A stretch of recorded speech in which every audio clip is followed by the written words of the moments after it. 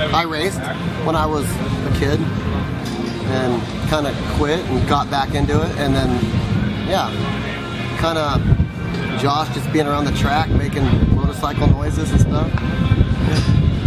So then, when did you guys decide, like, okay, we have it, let's kind of go to the next level? It was interesting because he was actually pretty good when he was about 3 years old, jumping the JR50, and it seemed like it was pretty effortless. You know, he was just a 3-year-old and he had good control, right? So it's like, why, you got to try it. And I think it was, you know, our first World Mini, right? He was 5 years old. He did really good. And that guy, and I don't really particularly like 50s, so we kind of bumped up to the 60s, and it was 98, right? He was 8 years old, came off a broken femur, and it was a ruptured spleen that year before, which almost made us not want to do it anymore. Yeah, because he was 7 at that age. And then he was 7 when he broke his leg, and then he went right directly to World Mini and won every moto. You know, it's like, wow, we're doing this.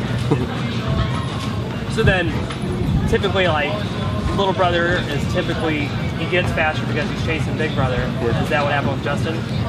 Yeah, because literally he was just our buddy for amusement, and you know, he got to ride bikes because everybody else was doing it, and maybe overlooked a little bit, and then he just, you know, he's dang near worked on his bike himself and gassing it up and, you know, that kind of thing. So there was really no stopping him. Even there was a point in time where I didn't even, maybe I was burned out after Josh went pro, and he didn't want to stop, you know. It was him.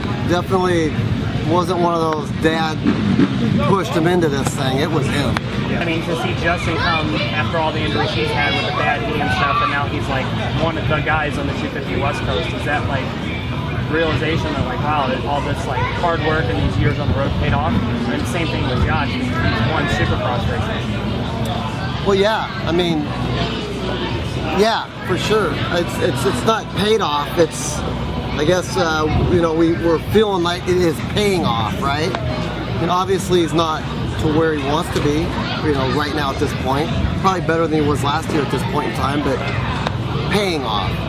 For sure, and they, you know, they both work at it, right? I mean, it's a different situation, right? Because Justin's just coming up. He's still working hard and doing everything, got his head down. Josh, you know, he had his up, and then obviously with his injury, he almost has to work harder to be anything, really. I mean, no matter what he does, if he's training and running with the guys, it's harder literally for him to run and train. You know, really. I mean, he's actually probably getting a better workout doing what they're doing when they train together. I don't know if he realizes it, but you know, for sure. What was it like to see Josh win in Minneapolis in 2008, like as a family? Oh, man. See, I was at an amateur race. Oh. See, me, Justin, and Angie, my dad was there. And so we huddled around the computer. And I think that was it. We got to listen to Jim Hawley, right? Watch the lap times, you know, and just watch it click and see if the lead grows or if it shrinks, and listen to Jim. And it was almost like seeing it, but I mean, you know, it gets that last lap, it's like, wow, this is so incredible. And he did, right? He won, and I was like, yeah, man, I cried. Even though I wasn't there, it's like, wow, he did that. That's awesome. I mean, it must be crazy. It must be a crazy thrill to even lead one of those things, right? Let alone pull off the win. Yeah. And so then, Justin's won last year.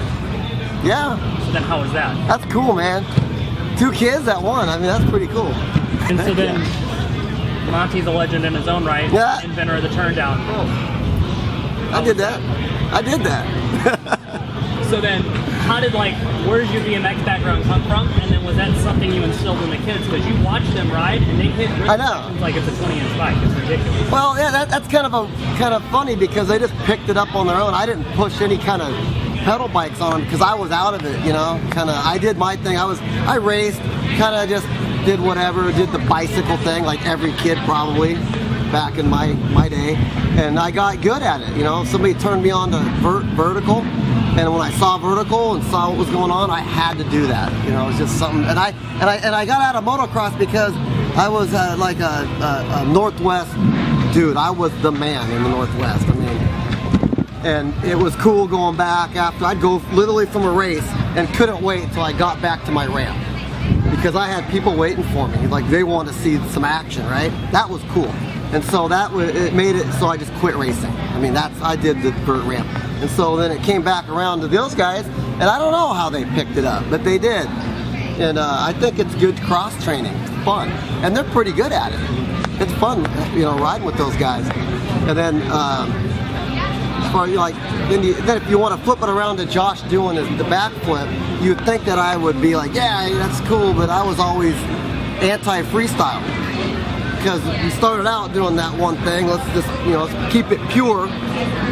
And I didn't really support that whole going out and doing that.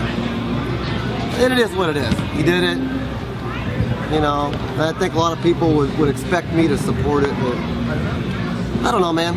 Yeah. I think it should have just been, you know, if you want to go do freestyle and stuff and you're a motocrosser, do it for fun. If you know, I don't know about a backflip. What advice would you have for a dad that's got like 2 kids or 1 kid coming up that's an amateur that's like been in the position that you've been in? How do you keep it fun? I don't know. I know for sure just from my own experience that I don't think bitching and pushing the kid directly has a very positive effect. Because I did that. I was one of those. I pushed Josh. I don't know if it hurt, but I don't know if it helped. Justin a lot more mellow with him, and it worked. So I mean, what's the difference? I pushed one, and he got mad at me a bunch. So that's not cool either. So I think the second time around, I think I did it better just because I didn't want to push away. You know what I mean? Because it gets to that point where your kid's gonna go pro, and then he's gonna get tired, and he wants to be a man and step away. He don't need you around doing that. I'd rather be a part of it than not be a part of it. And I think a lot of times when you got a dad that's hard, they end up splitting up, man. I see it a lot. So then, you're about what, 50, late 40s? 47. 47, yeah. Okay. How are you still so gnarly? I see Monte like Project Badass videos on Instagram. I didn't see that. I don't even know. I feel like I'm in good shape, although I just had some back surgery stuff, but I feel good now. And I'm gonna hit it again this summer. I don't know why. It's fun. I'm gonna do it till I can't do it. Even though Dr. G says that I need to chill because I'm old. I'm gonna keep rolling, man.